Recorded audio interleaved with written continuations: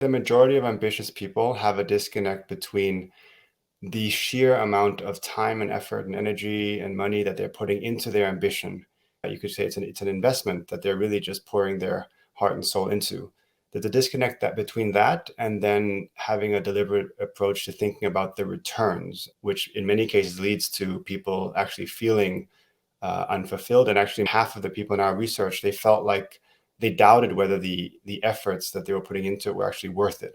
And that's a huge number, 1 in 2.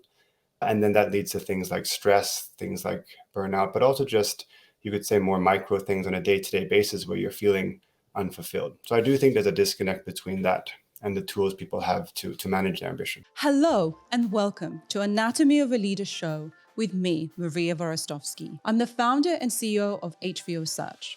Founders, CEOs, and lone HR directors hire me when they feel stuck and under pressure to hire the right senior leaders who will grow their companies. They work with me to ensure they don't hire the wrong person. I'm on a mission to discover what makes a great leader, the skills they have, what drives them, to really dissect what success looks like and what it takes to get to the very top. My aim is to bring to you leadership stories of entrepreneurs, founders, CEOs, investors, authors, leaders from all walks of life, the failures they faced, what they wish they knew before they started, and the hurdles they had to overcome.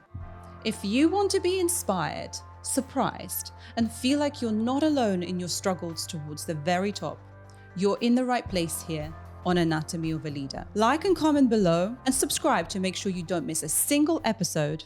It will change the way you think and may even change your life.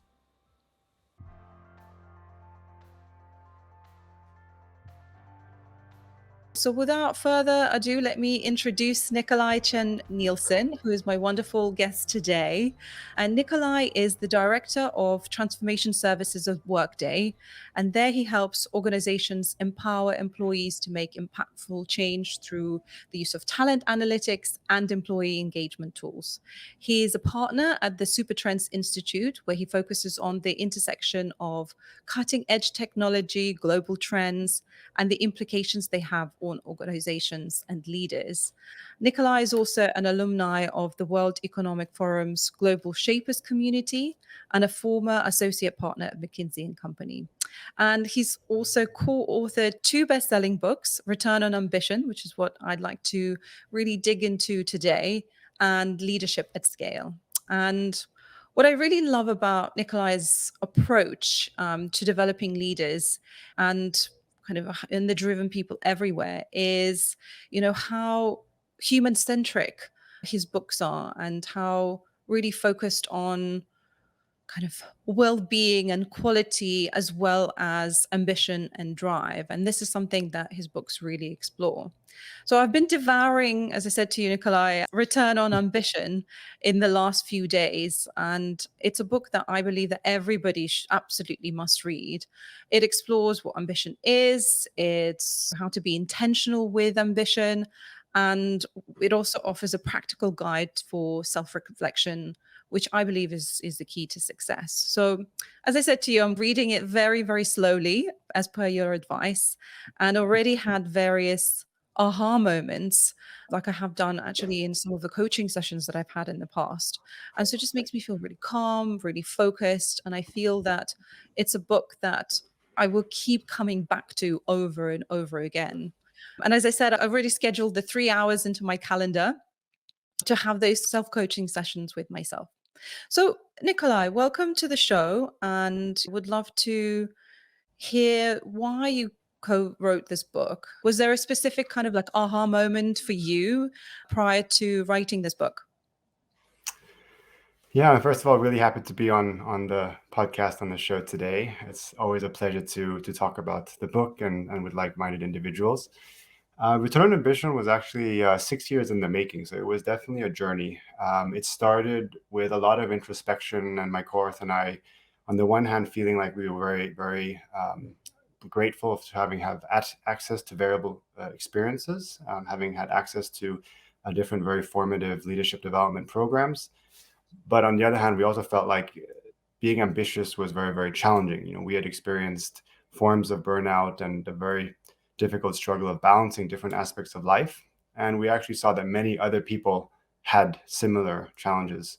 So it was a gradual reflection, discussion, and ultimately aspiration to bring some of these coaching, self-development tools to a much broader audience. And we felt like a book could do that, and ambition being a pivotal part of many people's lives, and actually a part of the market in terms of literature, which isn't really focused that much on.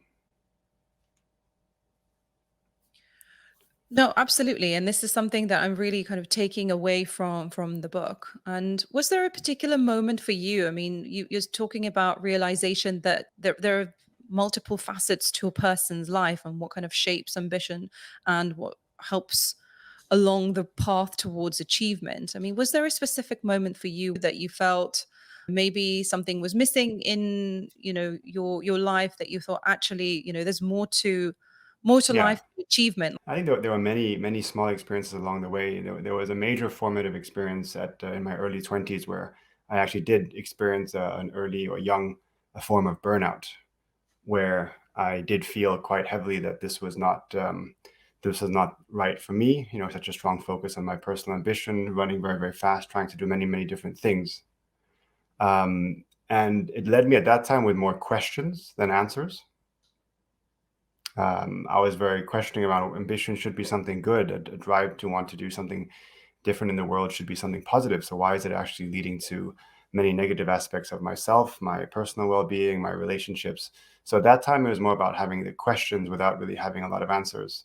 Mm. Um, and I think from then on, I've just kept my eyes open. I've been more aware about what does ambition actually mean, and there have been many small experiences along the way where I've just realized and seen firsthand how achievement, to relate back to what you're saying, is not what actually makes people fulfilled and feeling successful in life. It's much, much more complex and nuanced. For sure. I mean, one of the main things that I got away from your book is talking about how work-life balance isn't a very good representation of what actually happens. And I really like the analogy of the tripod, where you have kind of like you've got achievement, which is probably the most kind of tangible aspect of it. Then you've got growth, and then you've got the well-being. And what I liked about the analogy was the fact that it's all three have to be in place to be able to support. And if you take one away, then everything else actually is impacted. But more than that, it's the fact that the whole is bigger than the sum of its parts. Yeah, So when you have everything in balance, then that's when you feel and actually get to achieve much better and feel good about it. And that sort of spurs you on. And the fact yeah, that, during the research that you have been doing, that actually having a balance across all of those areas consistently is where really successful people stand apart from the rest, because they do manage to balance across all of those three areas. I think it's a great point. I mean, the tripod analogy is powerful. It's simple, but it's powerful because a tripod can't stand with only two of the legs. It needs all three. And I think one thing that I find interesting is that these three elements of achievement, growth, and well-being, they're often studied either individually, or they're studied in pairs. So there's a lot of work studied around achievement and well-being, work-life balance to some extent. There's actually a growing body of research on growth and achievement, where, of course, if you don't grow, you are less likely to achieve in the long run. But there's also really interesting research around growth and well-being, where one of the biggest drivers of burnout is not just having too much work and being stressed, but actually feeling like at the end of all this, you're not developing as a person or as a leader. And that I found really interesting. And then to your point, bringing all three together has not been something I've seen really studied in depth, especially not in a very practical business context, which is why I think it's so powerful. Mm. I definitely think so. And I think when it comes down to also not knowing where your values are and whether you're actually on the right path towards that. When you're talking about burnout, quite often you just sort of get onto this treadmill and you're just running, running, running, but actually you're not quite sure in which direction you are, because all you're doing is just adding more to your plate rather Yeah, than taking that step back, self reflection. And I love you quoting that people realize that they're not prioritizing very well. They're actually less likely to spend the time on self reflection. And I think yeah, what your book offers really is that practical toolkit to be able to do that, but we'll get to that Mm. shortly. In terms of unpacking what ambition is, can you talk more about that?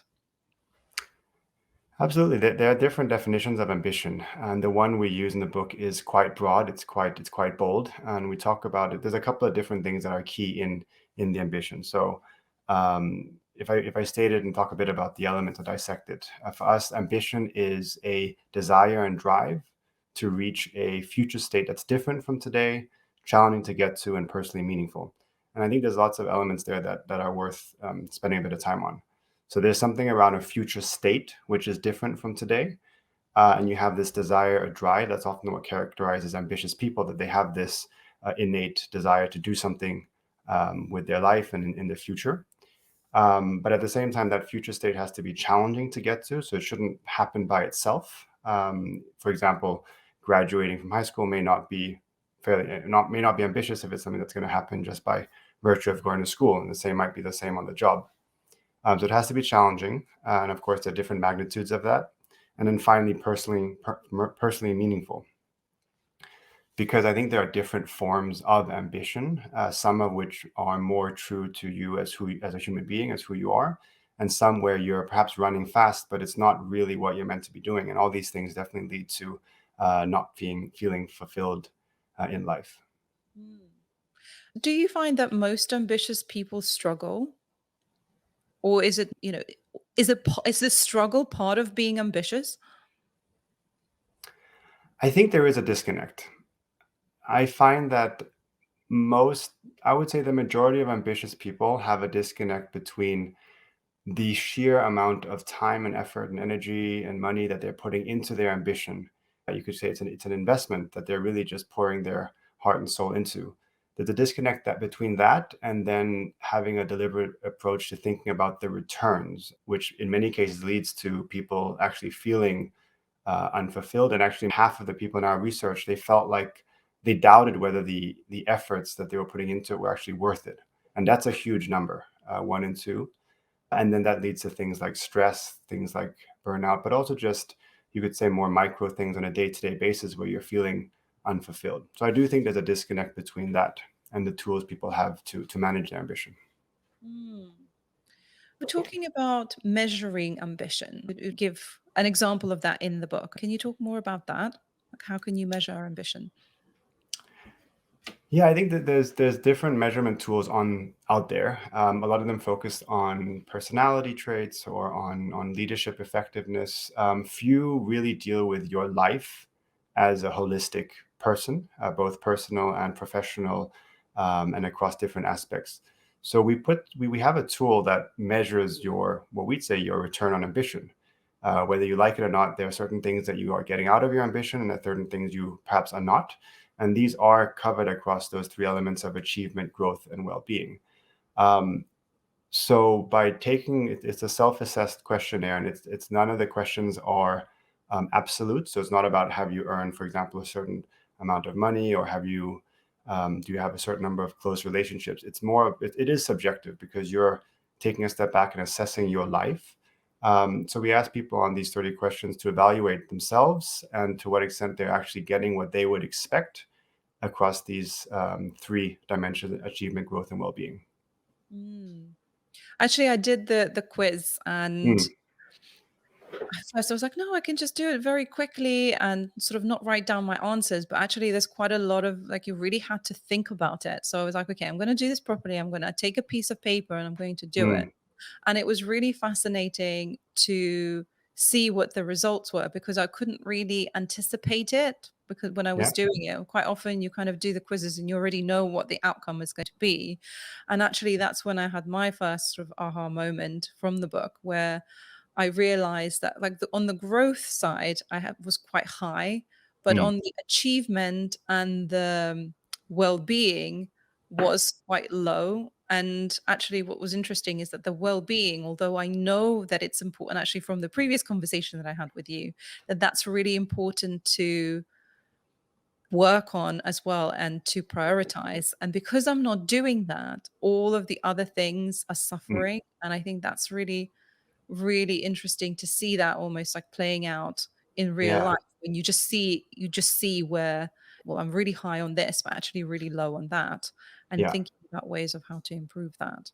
Um, the other thing that I find interesting is what you talk about, the seven frenemies, where it's kind of like the gifts that you have, and I think this is the words that you use, the gifts that you have that also have a dark side. And actually, when I was going through therapy myself, one of the key things that came out was that you have a certain strength, or several. I mean, in this case, you're discussing seven that you use all the time, but it has the dark side in the sense that you either overuse it or you use it too much, that it goes too far in the opposite direction because everything is in a continuum. Can you unpack the seven frenemies and your thinking behind that and what they are? A lot of that is about helping the reader gain new awareness about themselves and also others. So it's not a book about you must do these three things and here are the answers. It's much more about spurring that reflection and having aha moments.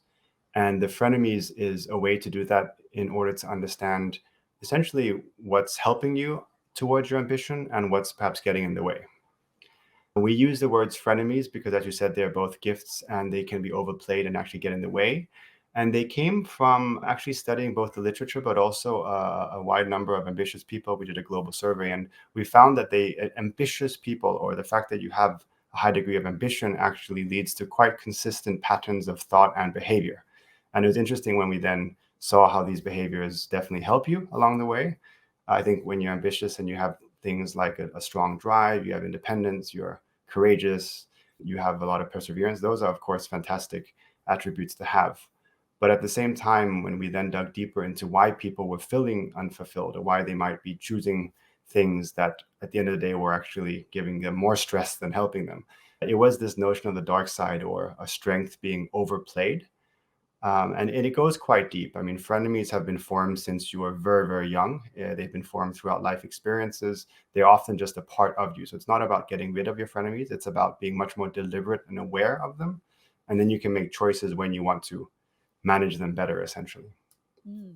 And what are the seven? So the seven are a convention.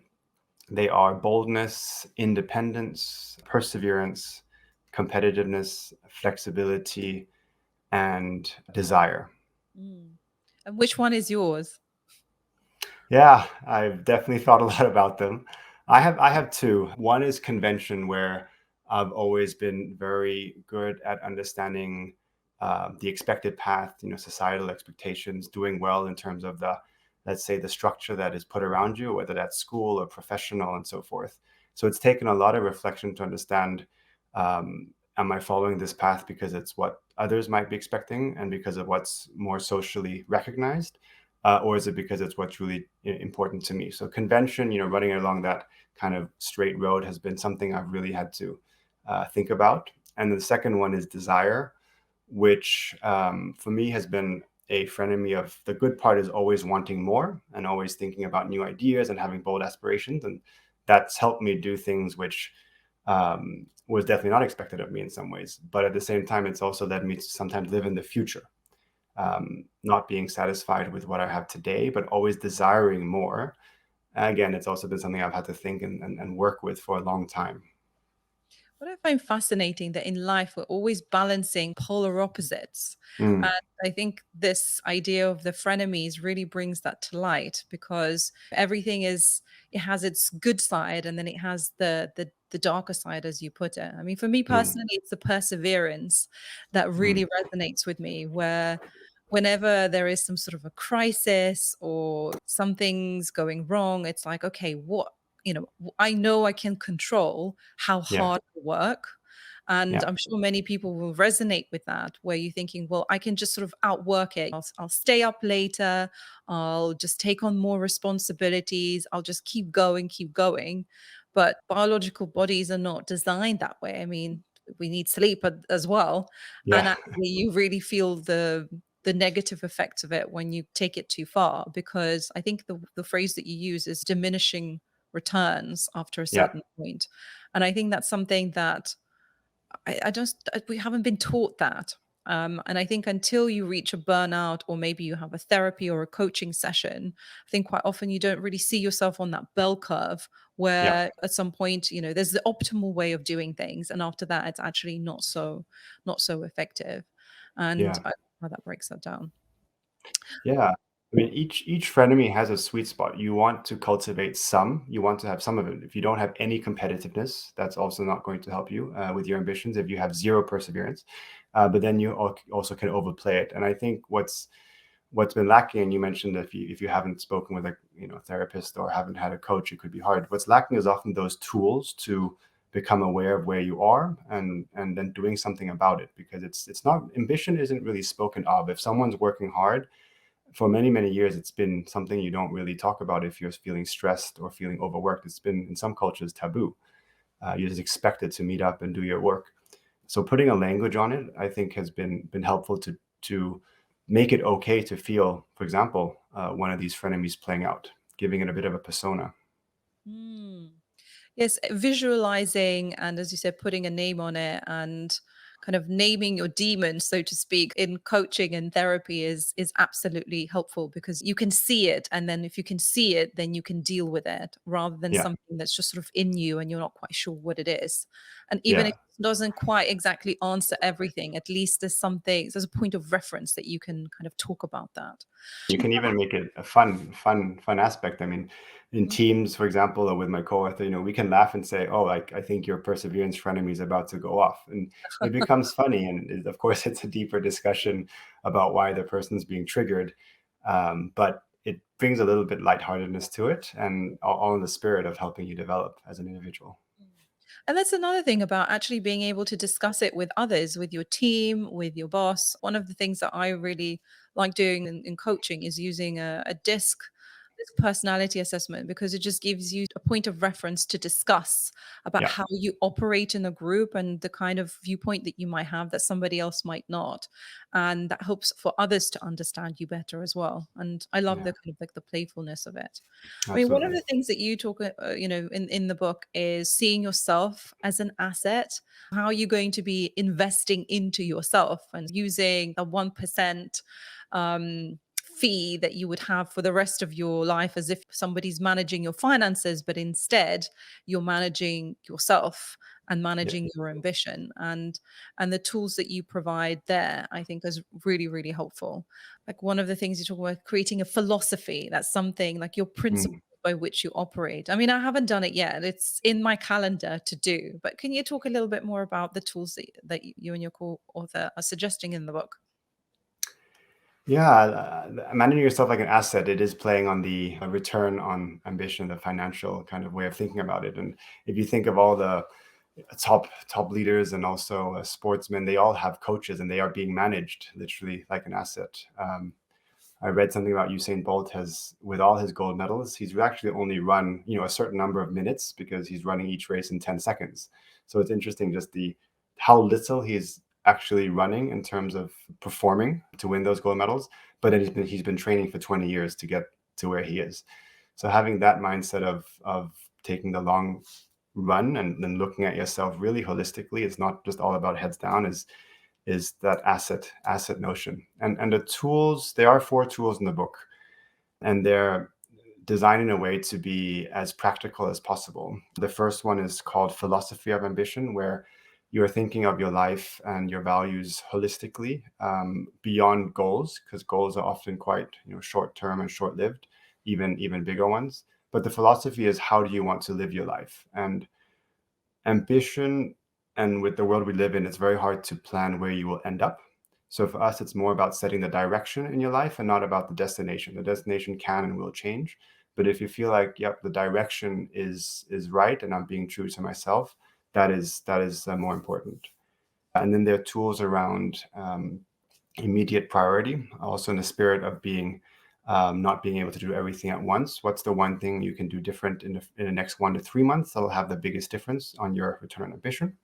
We talk about weekly learning loops, which is helping you be much more agile in how you actually execute, being very practical when you look at your calendars. And then finally, the frenemy radar. And the frenemy radar is probably the deepest one in terms of personal development, but it essentially helps you move from a conceptual awareness of who you are and what your frenemies you have to an embodied awareness. So on a day-to-day basis, it gives you tools to help you understand and feel and react differently when you feel like a frenemy is creeping up on you. And you can kind of think of it like a radar, and it helps you change course before the frenemy gets the better of you. It's like being able to spot it in time that Mm, you don't really get into the woods, that you can catch yourself before it leads you down the wrong path, so to speak. If you see yourself as a an investment, what has been the greatest investment that you have made into yourself that had the greatest return? it would definitely be that I've made introspection a part of my life, not necessarily in the form of a fixed habit. So I don't have a fixed morning routine. It's not like every Friday I sit down. I try to do certain things, but it's also just very difficult when you live in a dynamic world and you're traveling sometimes. But it's more the habit, the mindset. I'm very reflective about who I am. Even small times of the day when I'm walking or when I'm in the middle of a heated discussion, having that ability to step back and think about what's really going on, I've found incredibly valuable. So that introspection as a way of life, introspection as a key part of your life, having quiet time for me is very important. Mm. I think that for me has been the biggest realization as well. When you're constantly on the go and you're not really thinking about what you're doing, you're just execution mode, and having Mm, that sort of strategic vision for yourself is really important. Actually, what I find fascinating is when I'm speaking to pretty senior people, and yeah, quite often they can do that for their companies that they work for, but quite often not for themselves. And I find that that's really, really interesting. yeah, You work very closely with leaders, very human centric approach to what you're doing, working with organizations to make this kind of impactful change. yeah. What qualities do you think are the most important in leadership today? It's a big question. I think. I mean, leadership. I know it's effective leadership is a combination of many different behaviors, and there's it's a difficult job. It's a difficult to do well because there's just so much things you need to take into consideration for yourself, for your team, for individuals, problem solving, being inspiring, painting a vision. So there's so many different demands on the leader. I don't think there's one that is the easy answer, if you will. But I do think there is more and more awareness around the human centeredness element. So human centered leadership and human centered organizations is a new focus for many. It's often I've found that many leaders gravitate to the performance side of things. So it's they're more used to and they're more comfortable setting targets and delegating and following up and making sure that the work gets done. And perhaps less used to and comfortable working with the people and helping people fulfill their potential. I think luckily that a lot of trends around the world, COVID-19 has accelerated the awareness of the importance of the human centeredness. And for me, it's very clear. It's not just the right thing to do, but it's also better for business results. I think it's over and over again you see that. With the work that you're doing currently, what what are you seeing? What makes the biggest impact on creating this change within organizations? Like, how do you empower employees to make that change? The word empower that you mentioned, I think is extremely, it's a big one. Companies often come and say they want to be more empowering, they want to build a feedback culture, they want to build more trust. And they're just such big and heavy words because in practice, if you have a company with tens of thousands of people, shifting the dynamic towards a more empowering, more trusting, it cannot be surface level. It's not just about giving people more tasks and delegating, but it's really about shifting the underlying mindsets and behaviors. One of the shifts that I'm seeing, and there is some focus on in my current role right now, is the shift from talent management to talent enablement. Management means you have to manage your people as a human resource, and it's quite mechanical in some senses. We give them a little more incentives, and they'll be happy that these are how we delegate the KPIs. But talent enablement for me is just a radically different approach. It's actually putting the the responsibility and accountability in the hands of the employee. You now have to think about your career path. We will help you build those skills, and of course, you still need to perform on the job. But it's this 180 degrees, and that's why I think it's very powerful, because it's literally the opposite of talent management, which is by nature something you need to manage better. It's like less having a supervisor and then putting the power into the hands of the employees. And what is driving this change, do you think? It's been coming for a while. There are many trends that will not happen overnight, but things like more the disposable income levels around the world are rising, and of course, in more developed countries, they are higher than in others. But more and more people are reaching a point where more money doesn't make them happier. They're putting more emphasis on well-being, on free time. Like they literally want to travel. We're seeing technology allowing people to work remotely, work from anywhere, work part-time. We're seeing COVID having accelerated the shift towards a focus on well-being and mental health and so forth. I think demographics play a huge role. Younger generations have also been shown to be they're prioritizing their own well-being and purpose in life than a prestigious job and a big salary. So all these things, I think, are leading to a gradual shift in the workplace, to people actually being okay either leaving a 9 to 5 or taking a lower paying job, which is still covering their needs, with trade-off being they have more free time, for Mm. example. I'm certainly seeing that, especially after the pandemic, when people have Mm, had that moment to either face their fears or take a pause, a reset, or just spending a lot of time in the same four walls and being really sitting there with their own yeah, demons and thinking about what life means.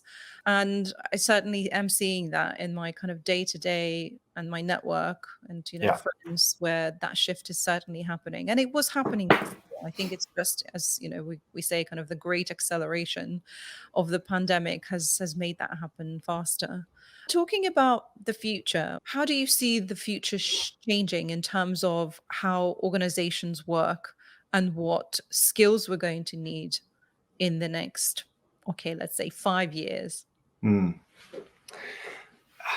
In terms of organizations, if you look at the products that we consume on a day-to-day basis, I like the analogy of everything is moving to on tap. It's on demand. It's often automated. Everything from software to Wi-Fi to getting a taxi, like they're on tap. We are owning less and less. We want more flexibility. We want to be able to just consume as much as needed at the moment of need.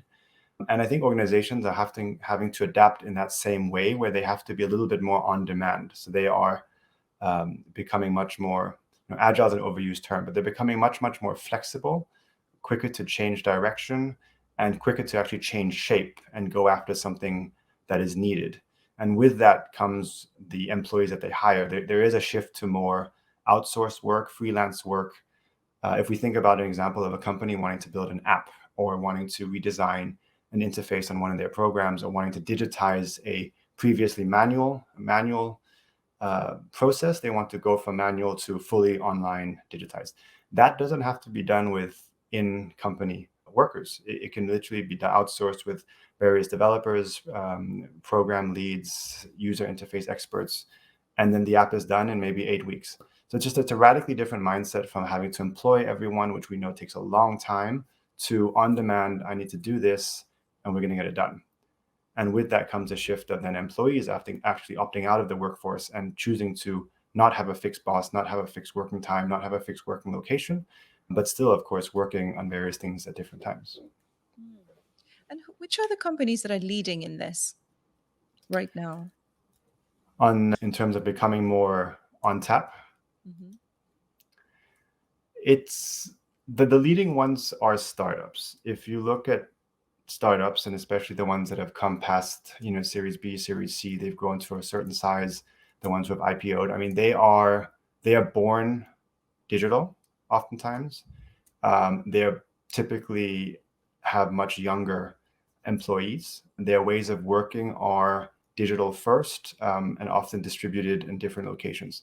So to give a couple of examples, Netflix actually started with a physical rental DVD business, but very quickly became an online. They pivoted online after being launched. So you could argue Netflix is by design, the product is fully digital, and they've also been working in that similar way. Google also has the same approach, very, very distributed teams.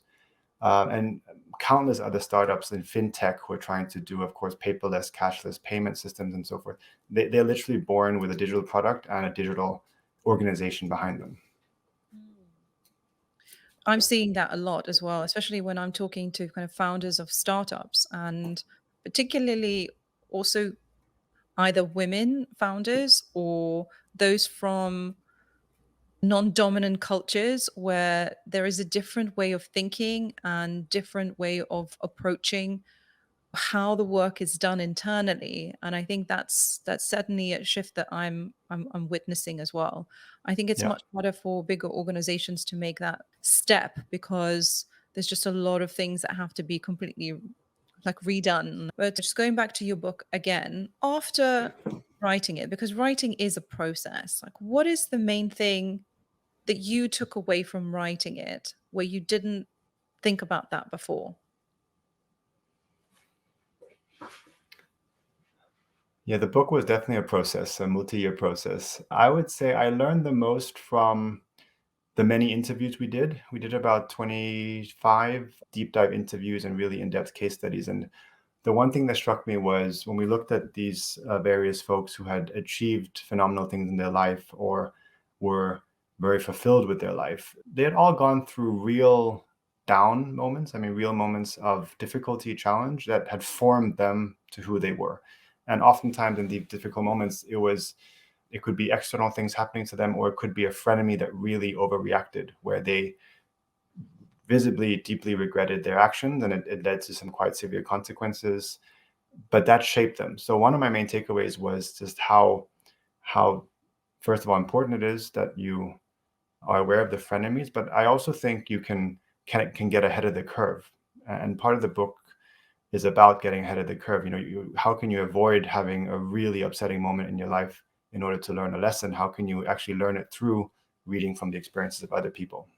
If only we can do that. That would completely change our lives. I mean, like with all of the available resources and YouTube out there, wouldn't that be such an incredible thing?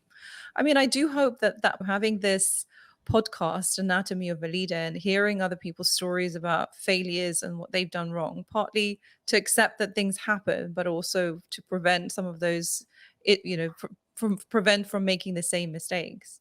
And talking about failures, can you talk about something that you were really, really either excited about or wanted to happen, and then it just didn't, and you felt that that was a big failure for you? Yeah, it's an interesting one. It's failure, I think, is part of life. And for me personally, there's the biggest one is definitely when I was in my teenage years. I wanted to be a professional football or soccer player from when I was 3, 4, 5 years old. From as early as I could remember, that was just what I wanted to do. And I really shaped my life around that. So I was extremely ambitious. I was training many hours a day. As a teenager, I was semi-professional, training 5, 6 times a week, sometimes twice a day. So it was an all-consuming part of my life. And I never doubted that I would make it. But then things started creeping up on me, and I had injuries. I realized I would never be as good as I would want to be. And that took me some time to get there. I think I was kind of ignoring perhaps the signals. And I made the decision when I was 18, turning 19, that I would not pursue that path. I quit football.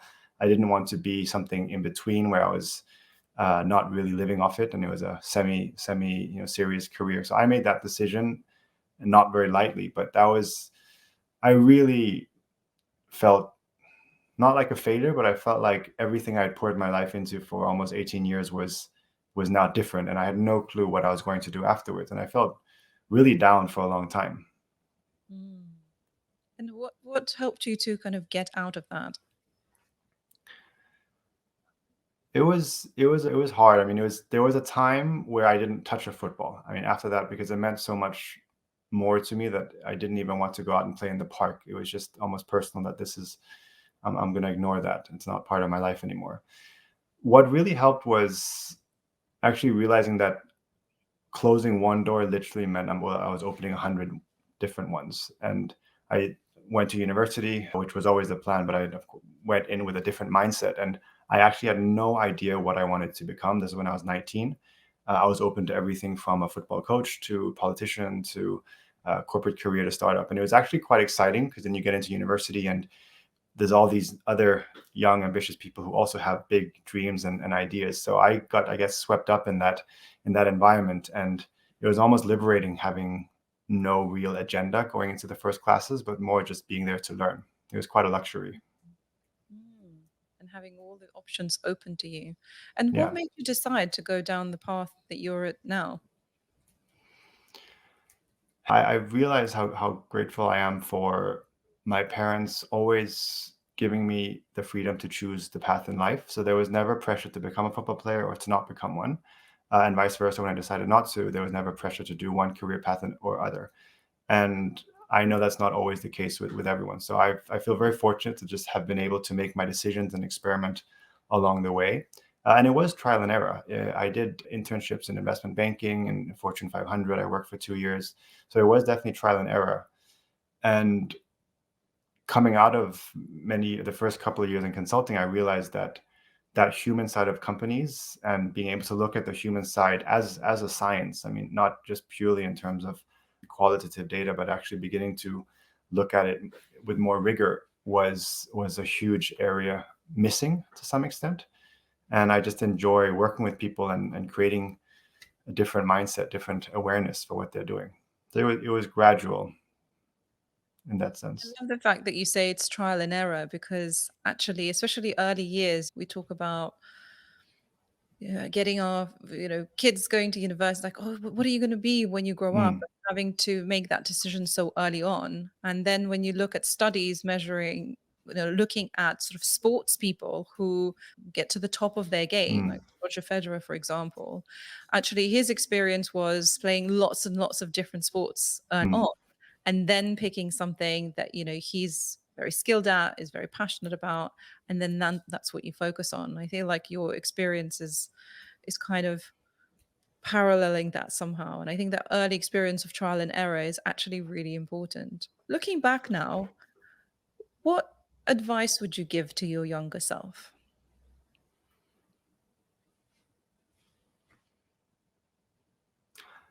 There would definitely be one around not, if we think about the perseverance frenemy and running very, very fast. I always felt like I was behind. At university, I took extra courses because I did what I called an MBA gap analysis, where I looked at everything that's offered in an MBA, including the electives, and I made the decision to basically cover those. So I took 7 years worth of courses in 5 years, which was just a lot extra per semester. I was in a hurry for some reason to get somewhere and to do things and to get achievements. And even joining consultancy, my initial reaction as a 24-year-old was I must become partner as soon as possible. So and there was no reason behind it. It was just that's impressive and that's fast. The advice would definitely be to slow down and ask why am I sprinting? Because it didn't make me happy. It actually, on the contrary, made me more stressed out. Mm. Love the analogy of sprinting, especially as you so early on, you were football professional, and that analogy of running towards something. I think it's quite powerful. Hmm. Well, Nikolai, thank you so much for coming on to the show. It's such a pleasure to have you here. And I love your story. I love how you had such a major setback when you were younger, and how the process that you went to get where you are, and having such a purposeful way of serving others. And actually all of the steps that you have taken in your career really have that consistent thread in that. So it's like part self-discovery, but also seeing what's missing in the world and really helping people. And I feel like your book, and I haven't read your other book, Leadership at Scale, which I will, but I want to really take my time with Return on Ambition, because actually the biggest lesson that I got from it is slow down and think about who you are and where you're heading to. You don't have to have the final destination, but to give you that process of figuring it out and actually doing that on a consistent basis, and giving that framework in a very human way, so that it doesn't ignore your feelings and it doesn't ignore your kind of human side. And actually, one other thing I forgot to add is that what I really enjoyed about your book is that the examples that you use are so diverse in terms of gender and culture and kind of stage of life. And I found that was really great because it actually encapsulated lots of different people's stories that you can relate to. So everybody should read the book, Return on Ambition. And where can we find you, Nicolai? Returnonambition.com is probably the easiest one-stop shop for that. Thank you so much for joining us here on Anatomy of a Leader. I hope our guest leadership journeys resonate with you and make you feel like you too can take on the world. Please subscribe so you can be alerted when new episodes are released. Comment, like, tell a friend, share on social media. I'll make sure to support you there as well. And let me know what inspired you, the changes that you've made, and how you too succeeded against all odds. You can find me on Instagram and LinkedIn with the handle MariaHVO, or just search for my very long surname.